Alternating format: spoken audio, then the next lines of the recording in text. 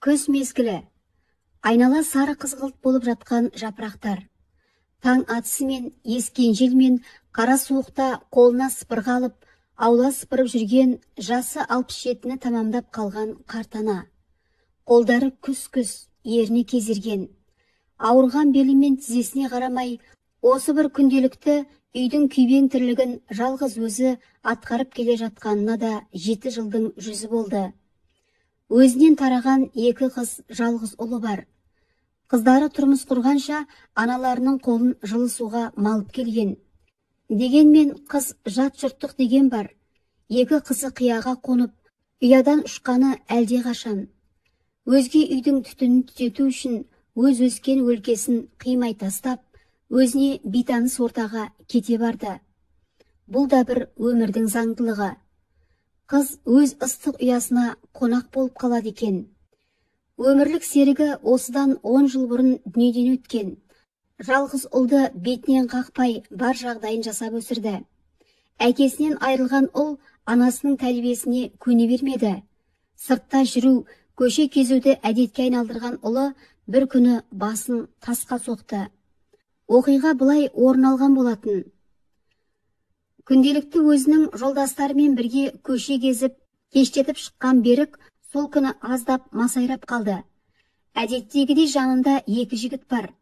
Үйіне қайтар жолда өтіп бара жатқан ару бойжеткенді көрген жолдастары қызға қырғындай тиісе бастады. «О, кештетіп қайдан жүрсің, сұлу бикеш?» десе біреуі, «Түнгі бикеште», дейді екіншісі. Қойсаңдаршы жігіттер», деп күлуде Берік. Екеуі әлгі қыздың 2 жағынан шығып алған. Қыздың қас қабағына қарамаған олар оны шетке шығарып алды. Берік те оның сұлулығына тамсанып қалған. Ертесіне есін жия алмай ұйқыда жатқан оны қыздың ағасы үйіне келіп соққыға алды. Қалған 2 жолдасы қашып кеткен. Бар кінә осы Беріктің мойнына аударылып қала берді. Ішкіліктің арты жақсылыққа апармаған ол өзіне бейтаныс жолдастармен бірге зорлық көрсеткен бойжеткенмен бас қосуға мәжбүр болды. Бұл да анасының көз жасына қарап шығарған шешімі еді. Әйтпесе 10 жылды арқалап кете баратын. Беріктің осы бір қателігі өзіне сабақ болды. Сол уақыттан бастап ішкілікті біраз уақытқа тастады.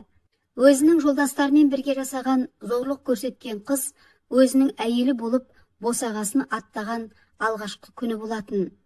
Екеуі бір бөлмеде отыр. Мен не десем екен? Енді екеуміз отбасы құрған соң бір-бірімізді сыйлап түсінісуіміз керек. Айтқандай, есіміңді сұрамаппын ғой, дейді Берік. Сыйластық, түсіністік, Сайраға зәбір көрсетпей тұрып, сыйластық қайда? Түсіністік таныттың ба сол күні Сайраға? Деп баж ете қалды Сайра. Жүрегі өшпенділік пен жек көрушілікке тола. Көздерінен от болып қызып тұрған кекті көрген Берік, келіншегінің аты Сайра екенін осылай біліп алған еді. Айтуға сөз таппай басы салбыраған Берік үндемей төсектің шетіне жайғасты.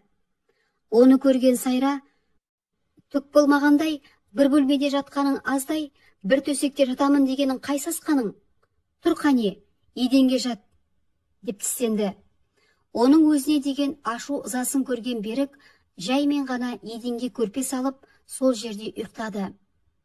Алғашқы рет мамық төсектен түскен Берік арқасы ауырып, белін жаза алмай қалды. Арқамай, қатты ауырып тұр. Өтініш кішкене уқалап жіберші, деген ол Сайраға арқасымен қарап отыра қалды. Сайра ашумен оның жон арқасынан жұдырықпен қойып қалды. Осы кезде ашуға булыққан Берік оны соққының астына алды. Таң атысымен айқай шу шыққан соң бөлмесіне кіруге мәжбүр болған анасы әрең дегенде ажыратып алған еді. Іс онымен біткен жоқ. Сайра көгерген көзімен үйіне жылап барды. Оны көрген ағалары келіп, Берікті аямастан төбелеп кетті. Жылап аяғына оралған анасына да қарамады. Осы кезден соң Берік әйеліне қол көтеруге жүрегі дауаламай қалған еді.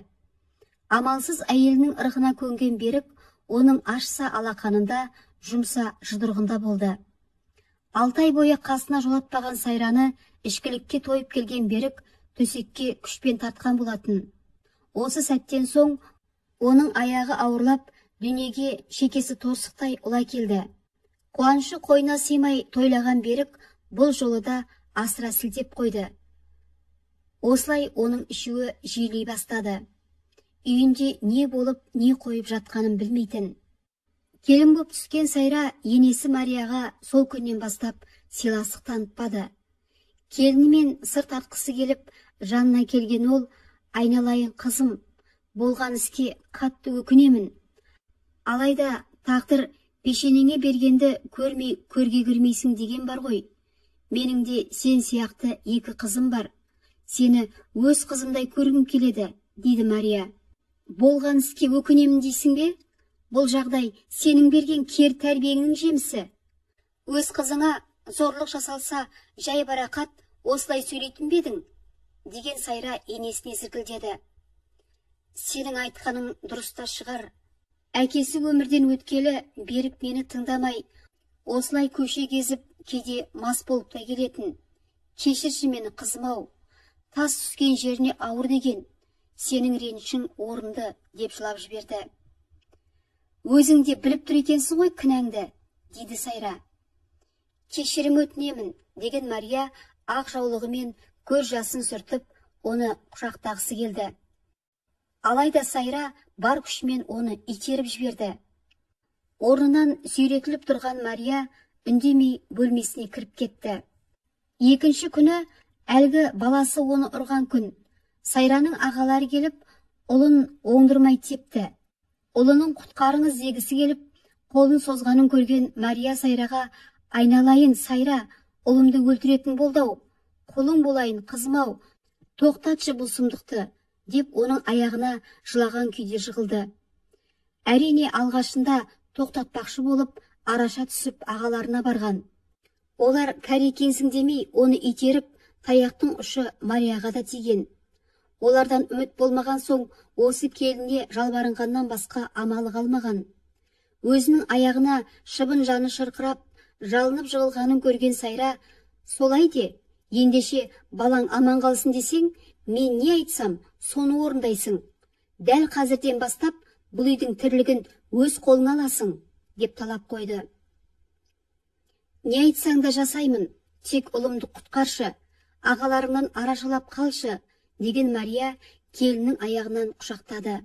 Осы сөзді естіген Сайра ағаларына, жарайды, ол өз қатесін түсінген шығар, оны қоя беріңіздер, дейді.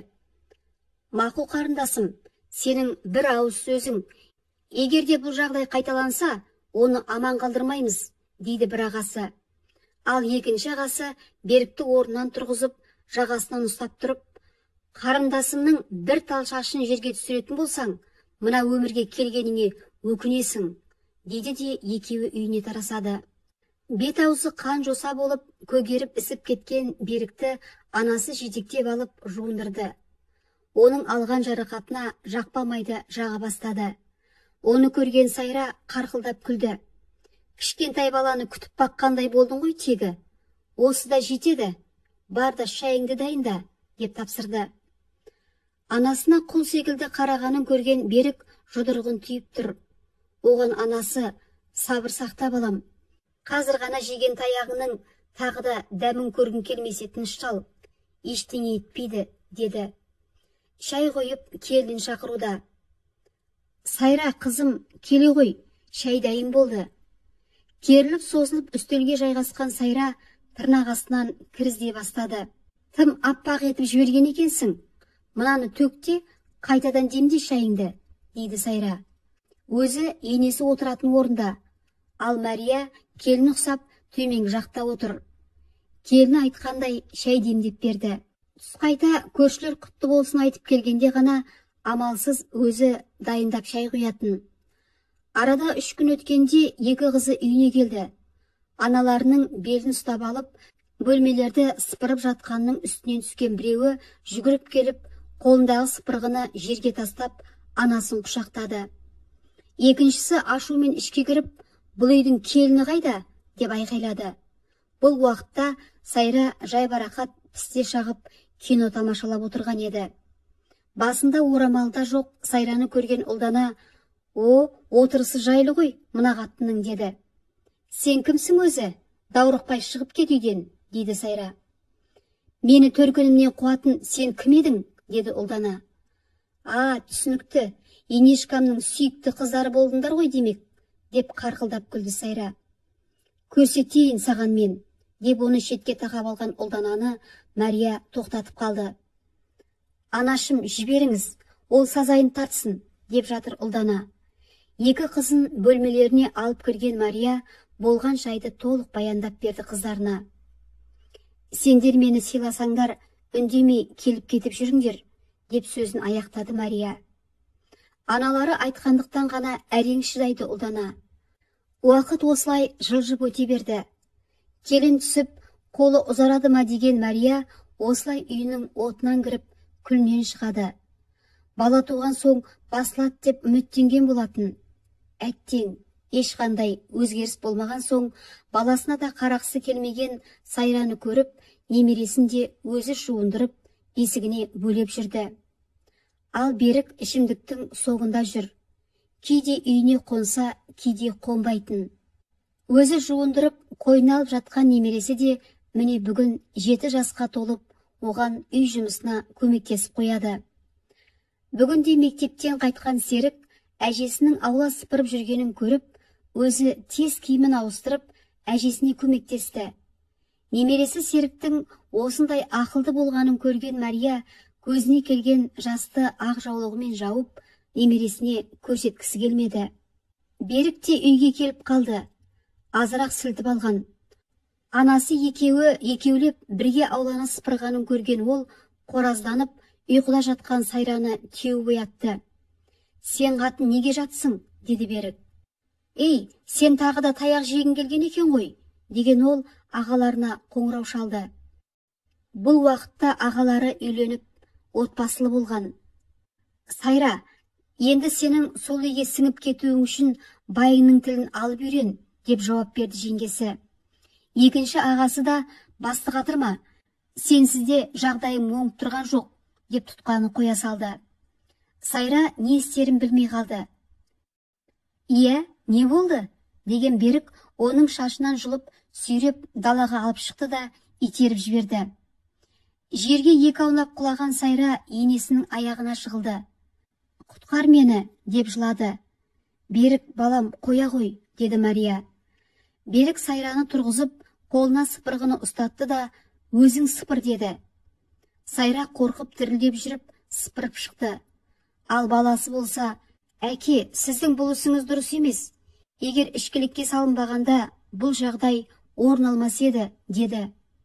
Дұрыс айтады. Балам, жасың болса 40-қа жетті. Балаңа, отбасыңа ие бол, деді анасы. Баласының айтқан сөзі сүйегінен өткен Берік осыдан кейін ішкілікті тоқтатты. Сайра үй жұмысын қолына алды. Берік ішіп жүріп, анасын құл қылған әйелін көрмей келгеніне қатты өкінді. Өзіне жұмыс тауып, отбасына еге бола білді.